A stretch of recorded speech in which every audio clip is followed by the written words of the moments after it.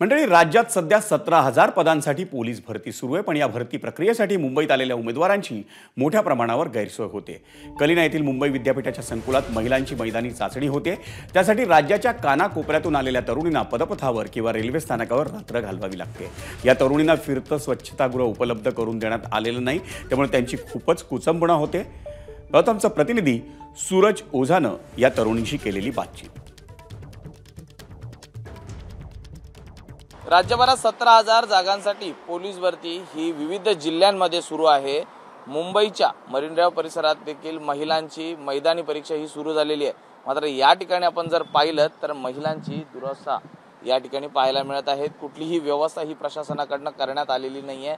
रात्रभर राज्याच्या कानाकोपऱ्यातून आलेल्या याच महिला भगिनींना याच फुटपाथवरती रात्र काढावी लागत आहे। व्यवस्था नाहीये, त्याचबरोबर कुठलाही स्वच्छतागृह नाहीये। अशा अनेक समस्यांना या ठिकाणी महिला उमेदवार या तोंड देताना पाहायला मिळत आहेत।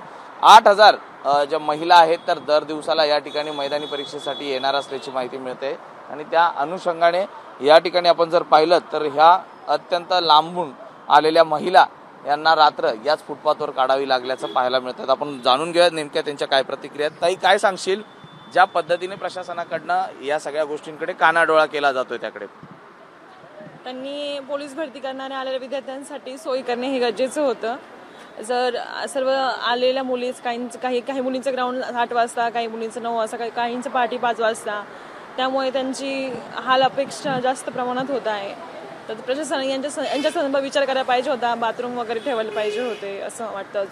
झोपण्यासाठी व्यवस्था पाहिजे होती। तर नोकरीच्या एका ईर्षेपोटी या ठिकाणी राज्याच्या कानाकोपऱ्यातून आलेल्या ज्या महिला आहेत ते कुठे रेल्वे स्टेशन तर कुठे अशी फुटपाथ या ठिकाणी राहत आहेत। नोकरीसाठी ही धडपड या ठिकाणी त्यांना करावी लागत आहे। व्हिडिओ जर्नलिस्ट अनिल पवारसह मी सूरज सावंत, एबीपी माझा, मुंबई। एबीपी माझा, उघडा डोळे बघा नीट।